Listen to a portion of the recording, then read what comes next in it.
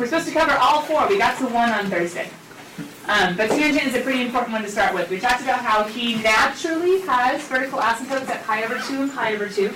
And why is that? What's so special about 90 and 270 that makes tangent undefined? You can't have 1 over 0. You can't have 1 over 0. And tangent, who's in his denominator? X or cosine. And so cosine is 0 at pi over 2 and at negative pi over 2. Cosine is the x value. And so if you think about cosine's curve, the sinusoidal wave, cosine starts off at its highest and it starts to decrease, right? And as you're dividing by smaller and smaller numbers, your value actually gets higher and higher, which is why we have this vertical asymptote. So we can go either increasing to the right, but with negative numbers it's going to be decreasing. Let me give you guys an example real quick. Calculate this out. Let me give you an example really quick. I just want you to do a series of 1 divided by's, okay? So let's see, cosine starts at 0. Cosine starts at 0 at 1, and sine starts at 0. So I want you to go ahead and, can you guys do sine of 0, sine of 0 over, I changed my mind, over cosine of 0. That's tangent, right? Sine over cosine? Sine of 0 over cosine of 0. What'd you guys get? 0. Now hold on, make sure you're in radian mode. No, let's go degrees. Go back to degrees. Sorry. Go to degree mode. Change your mode real fast. Degree mode. We're going between 0 and pi over 2, which is like 0 and 90. Can you guys go ahead and now do sine of 20? Let's not do unit circle. Sine of 20 over cosine of 20. What's going on there? Decimals. What kind of decimals? 0.3639. Oh man, tangent's small. What's going on? Okay, let's get a little higher. How about sine of 40 over cosine of 40?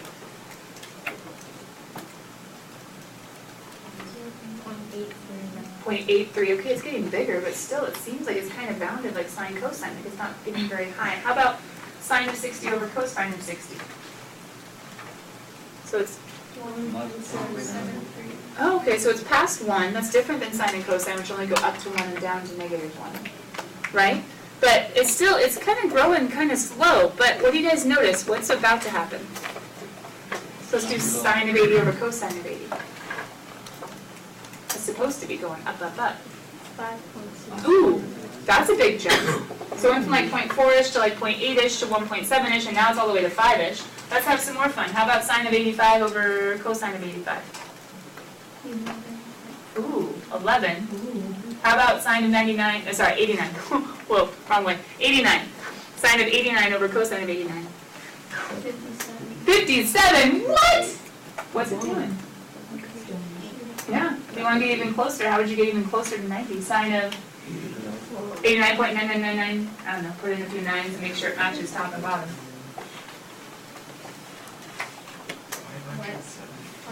Woo! All right. Do you guys get the idea?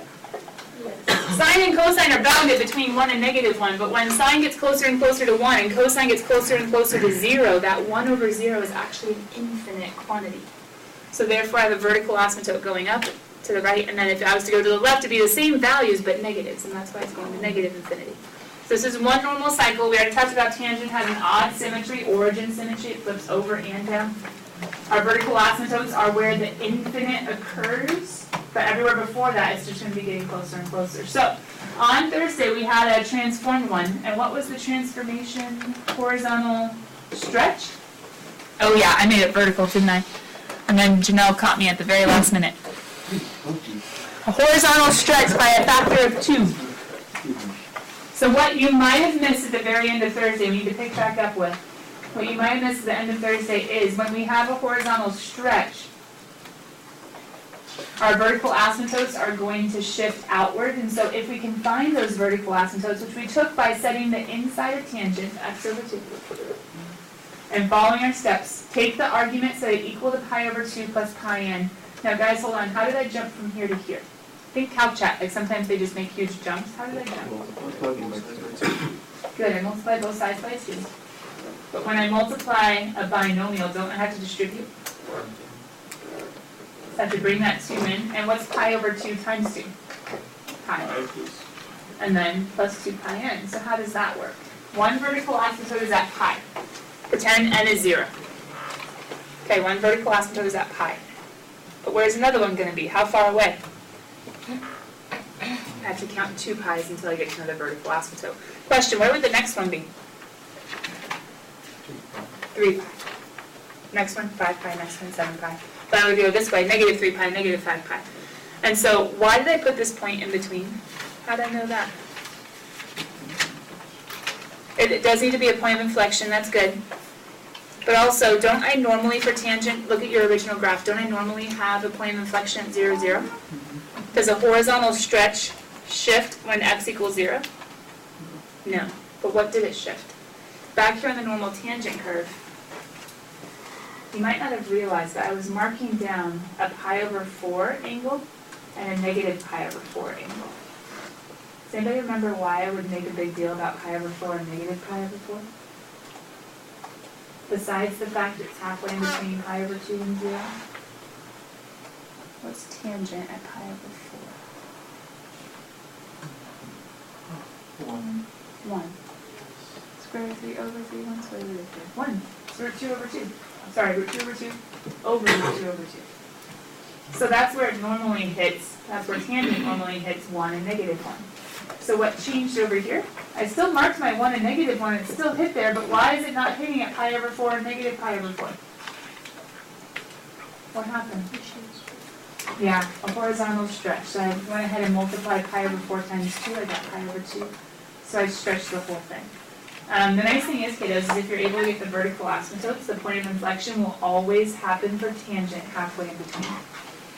The point of inflection will always happen on the axis, on the x-axis, halfway in between the vertical asymptotes. Let's see, anything else? No, let's keep going. You guys had time to write down almost everything on Thursday except when I messed up that example, and I apologize for that. You know how sine and cosine, they were super similar, just a little bit different? It's kind of the same with cotangent and tangent. Super similar, just a little bit different. Super similar, just a little bit different. Tangent was undefined on the y-axis, 90 and 270, pi over 2 and negative pi over 2. Where's cotangent going to be undefined?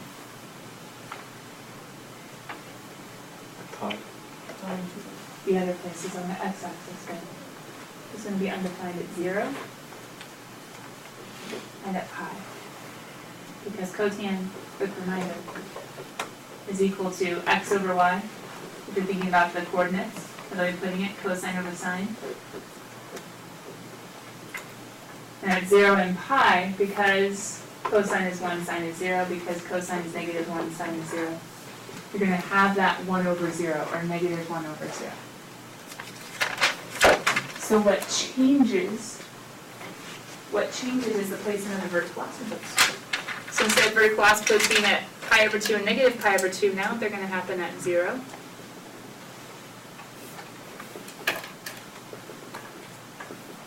And at pi. And since it repeats every pi like tangent, there would also be one at negative pi, or at 2 pi, or at 3 pi, or at 4 pi. So the vertical asymptotes are going to change. The vertical asymptotes for cotangent are going to be at x equals, we could do 0 plus pi n, but 0 plus anything is just itself. So we could just say pi n, where n is all integers.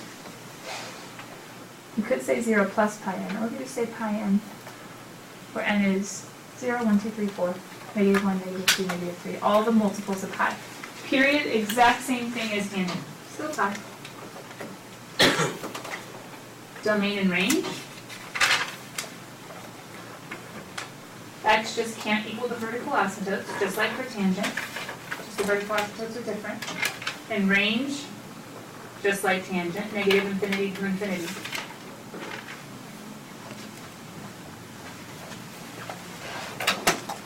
But, I need you guys to help me out on something.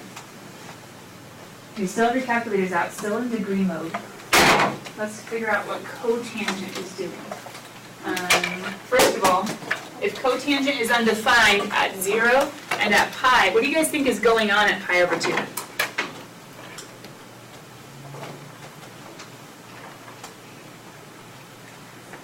Plug in the point. It's okay. What's the point at pi over 2? A good guess, it's an inflection point, and I agree, it is going to be the inflection point. It's halfway in between.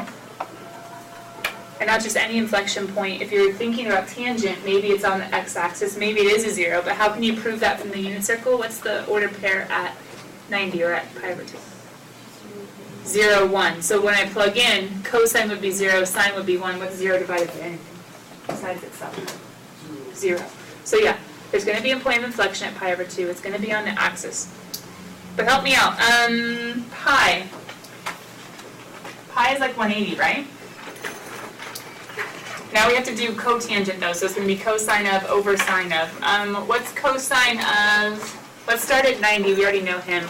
Let's do cosine of 110 over sine of 110. A little bit past 90.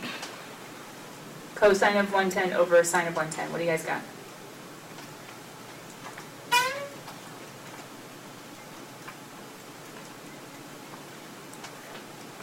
People, be confident. Say it out. Negative what? Okay, so negative point something little again, right? But this time it's negative. Tangent would be saying, let's go up to our vertical asymptote. This guy, maybe he's going down. Let's check it out. How about cosine of 140 over sine of 140? Negative a little. Okay, so it's negative just a little. Now it's negative a little bit more. How about cosine of, you want us to go for it? 179.99 over sine of 179.99. What's happening as he gets towards his first vertical asymptote?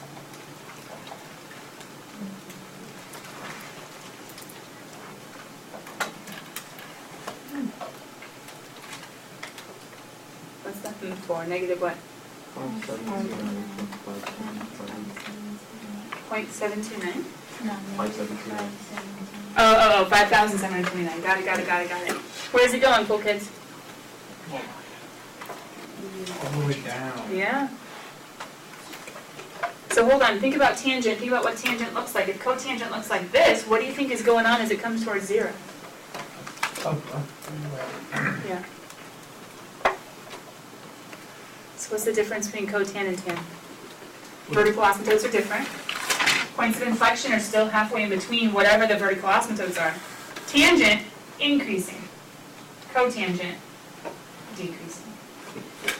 So technically, tangent would be, if we were to look at it, how do we do this? Here we go. Tangent would be here. Cotangent not only flips, but also shifts. So tangent would be here. Cotangent not only shifts, but also flips. Okay? So there are two different changes to cotangent. It shifts, just like cosine shifts from sine. Just like cosine shifts from sine, but also it flips as well, if you want to think about it that way. Symmetry. I guess we could graph another one over here.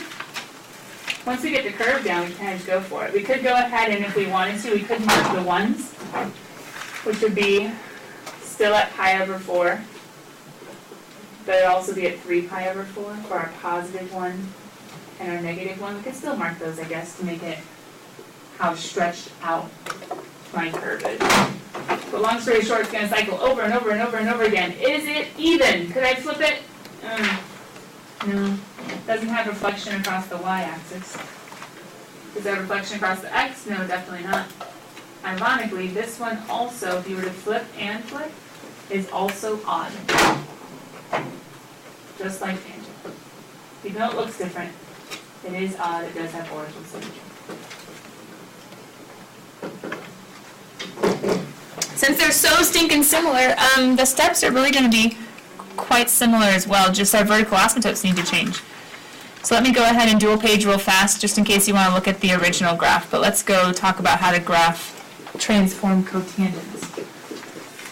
We could still have lots of different changes going on. We do want to find our vertical asymptotes first, which will be, take the argument, take bx minus c, set him not equal to the vertical asymptotes of cotangent, which is pi n. So for tangent, it's pi over 2 times n. For cotangent, it's just pi n. We're going to find, you guys have been doing a great job of naming them. We're going to find the points of inflection. We're going to find the zeros by going halfway in between the vertical asymptotes. That's a shortcut way of finding it. We could go ahead and think about all the transformations, but if we can find the vertical asymptotes, just go halfway in between.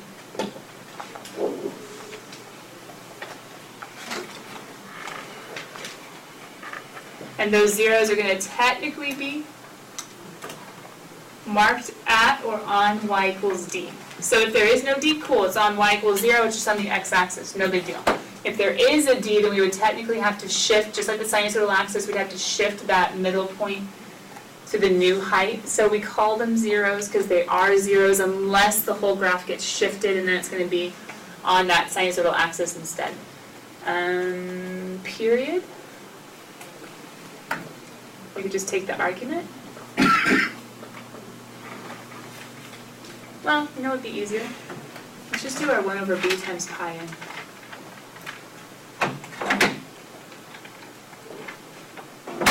Let's just do our 1 over b times pi. Just like a tangent. Just like tangent. Okay, with that, can you guys read the example? Is it too small? The example is 2 times cotangent of x over 3. So, first things first, how do we do our vertical asymptotes?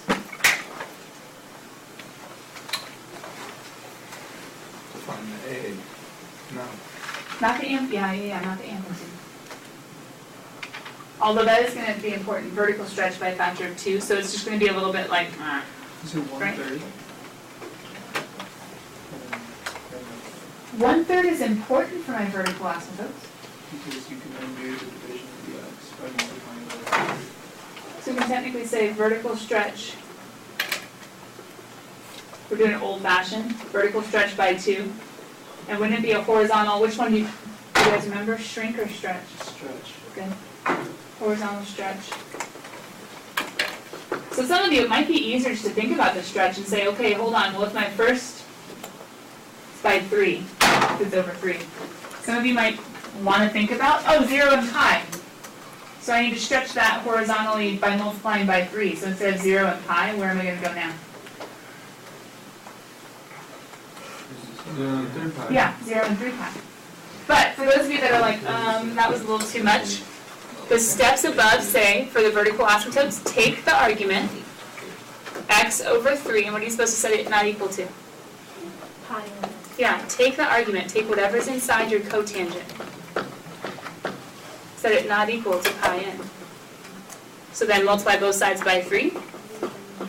Where are all of my vertical asymptotes? Every 3 pi. Starting at when n is 0. Starting at 0. When n is 1,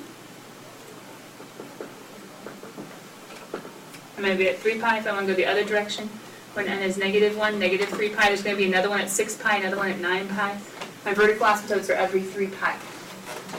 Now question, where's my point of inflection? Where's my 0? First of all, has he gotten shifted off the axis? No. 0 plus, so that's okay. But where is he horizontally? 1.5. Yeah, 1.5 pi, which I guess we could say 3 pi over 2, is that okay? Yeah. Then can't we also say -3 pi over 2? On the axis, because there is no vertical shift. Now, here's where it gets a little tricky. Because of the horizontal stretch, we're not going to be going to pi over 4 and 3 pi over 4. We'd actually be going halfway in between. Halfway in between 3 pi over 2. Halfway in between 270. That'd be 135, right? Which would technically be 3 pi over 4.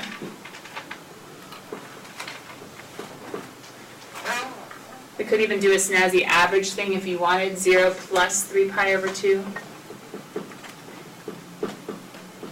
Cut into half, which would end up being 3 pi over 4. Do the same thing here, 3 pi over 2 plus 3 pi all over 2. That would be 9 pi over 2, 9 pi over 4. Anyway, a little bit nasty. But normally, these are the points where tangent would go up to 1, but what's going on in this guy? It's shifted 2, so we go 2. Exactly, so instead of going to 1, and instead of going down to -1, like cotangent normally does, it's going to go up to 2 and -2. Now, to you guys, it'll probably be almost imperceptible.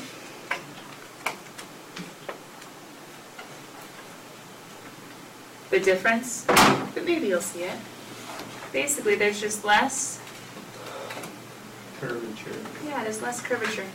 That makes sense, like one of those rubber bands, and I don't know, you guys are around when they had like the silly animal shapes or whatnot, rubber bands? Yeah, silly bands, exactly. Like when you stretch it, the shape gets less defined, true? Okay, so that's the same thing with tangent. The curve gets cotangent and tangent. The curve gets a little less defined. Could you have probably approximated that fairly well? If you just thought about, okay, well, it's less of a flattening. Probably could have shown that without doing all the crazy like in-betweens. So when I do a vertical stretch, it's going to be a little bit less defined. Still has to go through. Still has to change from concave up to concave down. Still has to get to your vertical asymptotes. But otherwise, that's about it. So tan and cotan, unlimited, going on forever, hitting at a point of inflection, having vertical asymptotes flanking each side, repeating over and over again, periodic functions again. Both having some sort of, kind of like a cubic function shape. But the problem is, how many more trig functions do we have? A lot. Well, hold on, sine, cosine, done. Tangent, cotangent, done. So how many left? Just two.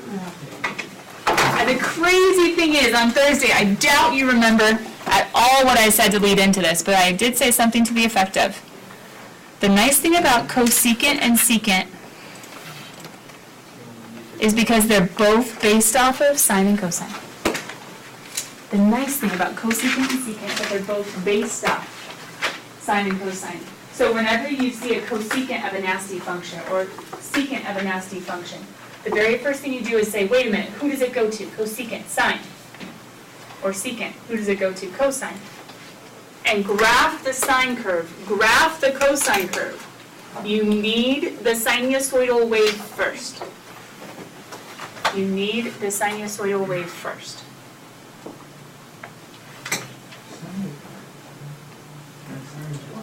Yeah, sine is one,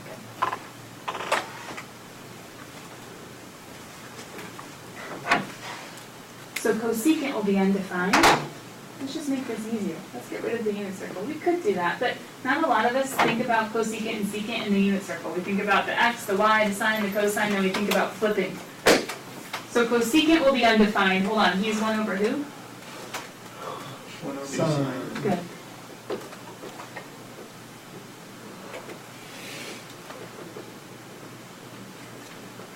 When sine equals 0. So cosecant will be undefined or have vertical asymptotes at the zeros of sine. And secant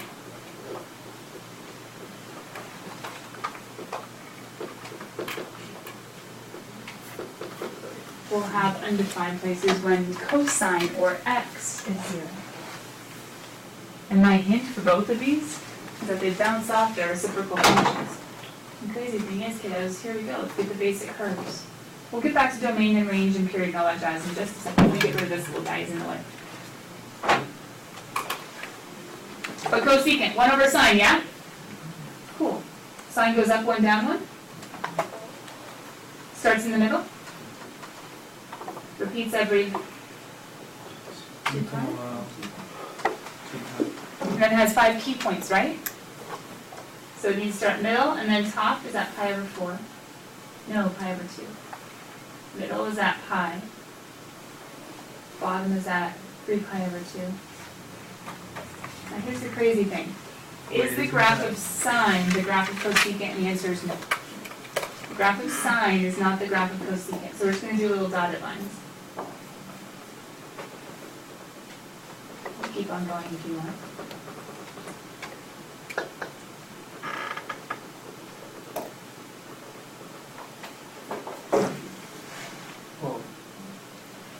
What does cosecant do? He says, let's flip everything. The problem is, when you flip a 0, it becomes undefined. So every intercept of sine every zero, every x-intercept is going to become a vertical asymptote. Every intercept is a vertical asymptote. Okay, keep on going. Maybe we shouldn't have graphed as many, huh? We'll graph fewer cosine. Every intercept is a vertical asymptote. Now what did I say as the clue up above? Bounces off. Let me help, ready? At all the peaks and valleys, at all the peaks, at all the maximums, what is sine equaling right there? What's the highest sine can be again? 1. What's 1 over 1? Oh. So cosecant's going to have the exact same point? Yes. 1 over 1, all the peaks, all the maximums, cosecant shares that point. 1 over 1 is just 1. What about when sine is at its lowest? What's the lowest value it can have? What's 1 over negative 1? 1 over negative 1 is still negative 1. Cosecant is going to share all the maximums and all the minimums. But, let's think of something like pi over 6. Sine of pi over 6 is 1/2, right?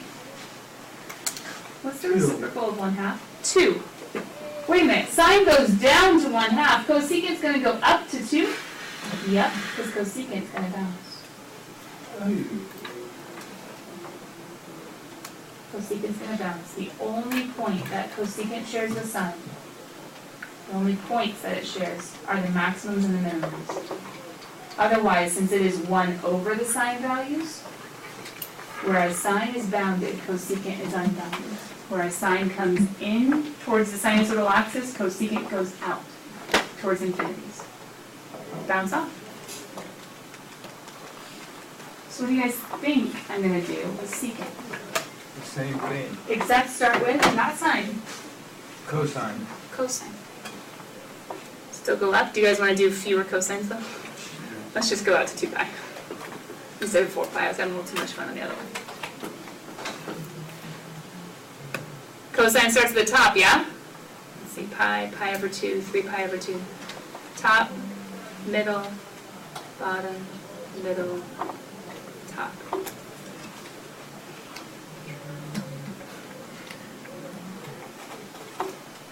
Ugh. Got a little distorted. I'm going to do my key numbers. It helps me out. Middle, bottom, middle, top. Okay, your turn. Can you follow the pattern of cosecant? How do I get secant from cosine? How do I start? And the vertical asymptotes, good, John, will always happen when? Intercepts. Whenever cosine is 0, secant will be undefined. 1 over 0 is infinite.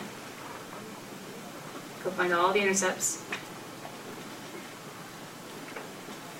Which we could memorize, I suppose, all these vertical asymptotes, or you could say, whatever, just go get cosine, and then all the intercepts are vertical asymptotes. Got it. What's shared? What are the only points that shared? That are shared?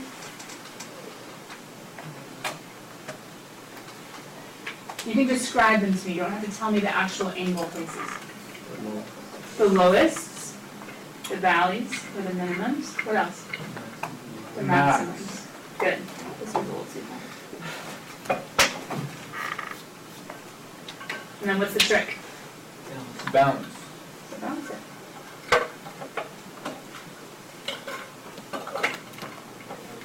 Just have the opposite concavities go in the other direction. You guys get what I'm saying? Bounce, right? Come up, and then as soon as you hit, bounce back down. Come down, as soon as you hit, bounce back up. Here's bouncing off. Just a little boing, boing, boing, boing, boing, all the way down. So for secant and cosecant, we have to get the sinusoidal curve first, but instead of making it solid, make it dotted. And if you can avoid marking sinusoidal axes and upper and lower bounds, it'll just be a lot less confusing. But to be honest, kiddos, I would probably do your sinusoidal curves in like a light pencil, and then your cosecants and secants in pen, if I were you. Carefully do light pencil, make sure that everything is like where you want it to be as far as how high, how low, where the points are. I would probably do your graphs, your sine or cosine on a light pencil with dashes, and then your cosecant, secant, and tan. Can you help me out real fast? Can you go to radian mode if you have your calculator? Show it to your whole group and see. Go to your y equals, radian mode, do like a zoom standard. That should be good, because that'll have 2 pi. Then I want you to graph 1 over, who do you guys want? Cosecant, 1 over sine. Let's see if it actually shows up. Radian mode, zoom standard, 1 over sine. Sine of x, sorry, 1 over sine of x. Is it bounce, bounce, bounce, bounce? You see it? Yep, there it is, it's bouncing. Wait a minute, but yours is so much closer than mine are. Question, how high is 1 on your window? Not very high at all. How low is -1 on your window? Not very low. But do you still see the bouncing? Okay. So for cosecant and secant, we want to get a graph of sine and cosine. Now, I don't know how much you want to write at this page. Long story short, when you're given a cosecant or secant, graph the sine or cosine first. Draw your vertical asymptotes, bounce, bounce, bounce. Which is what I'm going to show for the last couple minutes of class in this example. Cosecant is 1 over sine. So I'm going to graph sine first. Cosecant is 1 over sine. So the nice thing is, it's good and bad. We have to go back and review section 4.5. We have to go back and review how to graph sines and cosines. If you guys remember, we would start with the sinusoidal axis. We would go up 2, down 2. If you still need to draw these guidelines, it's okay. Your graph's just going to be really ugly at the end, but that's all right. I have my amplitude, I have my sinusoidal axis, I have my period. There's 1 over 1, still too high. My quarter cycles are going to be pi over 2, but I'm starting at pi over 4. I'm going to have to start at pi over 4. If I was to change this to fourths, this would be 8 pi over 4, and this would be 2 pi over 4. So I have to go 1, 2, 4, 5, 6, 7, 8. I'll just go there, which is 9 pi over 4. This is sine, right? 1, 2, 3, 4, 5, 6, 7, 8, and then I make it struggle. Why do I make it dotted? I'm going to go find the intercepts. You guys can back up. Before you can leave, though, I just found the intercepts and made my vertical asymptotes. How do I finish? And I'm done. Good job, cool kids. Work on this homework for tomorrow. Come tomorrow with questions. I do a couple more examples. Technically, I have it due Wednesday, but to be honest, I think we're done. Good job. That was 2 years in a row. Try to finish it tonight. Come tomorrow with questions. Good job, guys. I would be very surprised. Play the Redskins, though. That's the Eagles have it. Oh, right. So, no one can beat the Eagles. Upset team of the century. We beat the Rams last year. And I think I could do it anymore, so